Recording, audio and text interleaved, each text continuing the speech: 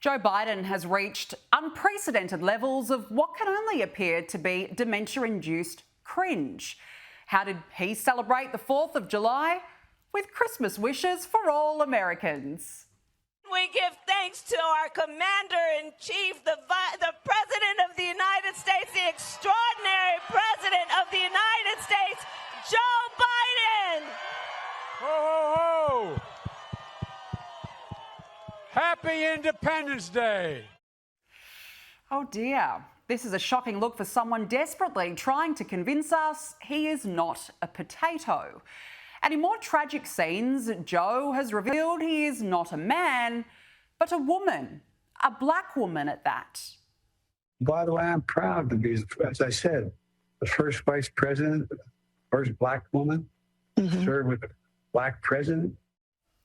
He's also given us a new rendition of the time warp. I'll beat Donald Trump. I will beat him again in 2020. Who's going to tell him, you or I? And to top it all off, the president appeared to descend into some sort of weird trance at a church gathering. Now I found was blind, but now I see. Let us stand together. Oh, At the cross, at the cross, where I first saw the light and the burdens of my heart rolled away. Yes, all is well. Joining me now is comedian and host of Prime Time with Alex Stein, the man himself, Alex Stein. Good to see you, Alex. Look, just when we thought Joe Biden couldn't get any more catastrophic, he provides us with this new material over the weekend. Well, Danica, I'd have to say, it seems to me that President Joe Biden has maybe gotten one too many kangaroo kicks to the head. And, you know, we can joke and say that it's Parkinson's, or, you know, we can say that he has some sort of mental deficiency, but really it's just a stain right now in our entire country, because we have a president that doesn't even know how to act in church. He doesn't even know the color of his own skin. He doesn't even know his own sexuality. I mean, this man is seriously mentally deficient. And just the fact that his own party is just now seeing it, when people on the right have been calling this out for the past 4 years, basically, it kind of makes me lose faith in the media. And the fact that they're doing it this late seems just like a desperate attempt to try to fix a situation that they already knew was broken. Yeah, but even Jill Biden, I mean, she's out there like the ultimate stage mum, ordering him around, telling him to get back on stage and perform. Meanwhile, he's descending into weird trances and he's just basically trying to get some sleep. The man needs some sleep. Why won't they let him bow out with some dignity? Yeah, I don't understand Jill Biden's motivation. I mean, she's the same one that will lie and say that she's a doctor when, you know, that's provably false. So she is obviously a fraudster herself. But even his son Hunter, I've heard, is that he's one of the main people that is pushing Joe Biden to stay in this race. If Hunter had any respect for his own father, he would say, "Dad, step down." And like Joe Biden even said, he has created some memorable accomplishments, being the first vice president with a black African-American president, having the first female black vice president. I mean, you would say these are progressive values. These are things that he's done, and he can't really improve much from this. So they need to tell him to retire. But the fact that his closest people won't do that, that shows you that they don't truly love him, or at least they don't have the amount of respect that they should for a person that has probably done a lot for them and this country, even if we don't like his political viewpoints. No, and I think Dr. Jill is taking her role as the doctor a little bit too seriously under these circumstances. Now, you mentioned this before, 4 more senior House Democrats are calling for Joe Biden to end his re-election bid. Do you think he's actually going to go between now and November? Surely he just wants to go out with some sort of level of dignity. Yeah, I believe, and I've been wrong, but I think it's a 0% chance that Joe Biden is going to be on the ballot or be the main candidate for president of the Democratic Party. I mean, I just don't see that they would let him run at this point, because he's such an embarrassment. I mean, that debate was the final nail in the, you know, coffin or the campaign of Joe Biden, and they had to do something to stop him. But Kamala Harris is not smart enough to do it on her own, so they're going to have to put in Gavin Newsom. I mean, they're really up a creek without a paddle, because they don't have any other good replacements, in my opinion. They're absolutely grappling at straws, let's be honest. Now, Vice President Kamala Harris has conspicuously only said Joe Biden's name once during a campaign appearance in New Orleans over the weekend, probably on purpose, perhaps. But look, Alex, let's not forget, she's been desperately running a defence racket for Joe Biden forever. Take a look. We have a very bold and vibrant president. He is an extraordinary leader, and I wish that people could see what I see. Because Joe Biden is very much alive and running for re-election. He is extraordinarily smart.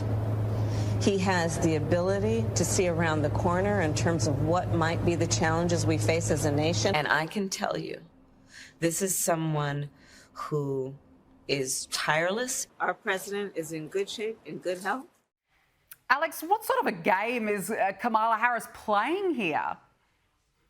Well, she stinks. She's not very smart at all. And let me just tell you one little factoid about Kamala Harris that people don't realize. The reason why she has so much political power today is basically the mayor of San Francisco, Willie Brown, helped her. And people should do their research into their relationship, which is very weird and, has a lot of conspiracy behind it, but I think people should look into it. And at the same time, Kamala Harris is not very smart. She was on the cover of Vogue magazine and she wore jeans and Chuck Taylors. She's not even smart enough to dress fashionably for the most fashionable magazine in the world. So if you think that she can run this country, run America, she can't. So she's scared to death. She's running defense for Joe Biden because I don't even think she wants to be president because she knows how bad things really are. And she also knows that she's not talented enough to fix it because her public speaking skills are terrible. Just her overall IQ is not that great either. So Kamala Harris, all she can do is be a cheerleader. She can't actually be the leader of the free world. No, well, she can't be that intelligent, Alex. Of course, that video emerged of her last week on the pretend phone to an American actress where she was saying, yeah, I'm out here on the streets.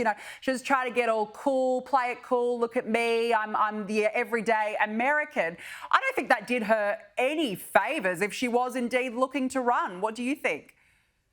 No, she tries to be a woman of the people, but even she said that there shouldn't be voter ID laws because African Americans can't go to Kinko's and print out documents. So she has the lowest expectations of the African American community, and she makes everything about race and gender. And I would say that that's racist when you make everything about race and gender. So she's a hypocrite, she's untalented, and she's not smart.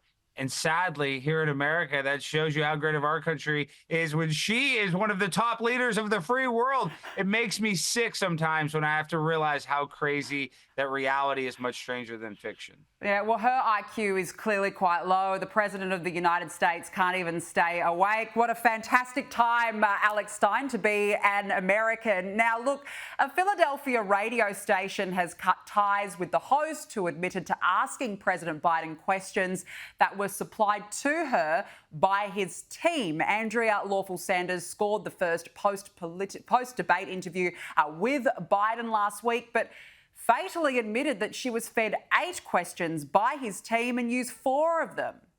You asked 4 questions, and maybe that's what you were allowed to ask by the campaign or the White House. But they were essentially the same questions, both interviews, about accomplishments, progress in your respective state, what's at stake in the election, what he has to say about his debate performance, and what he would say to voters who think their vote doesn't matter or might sit this election out.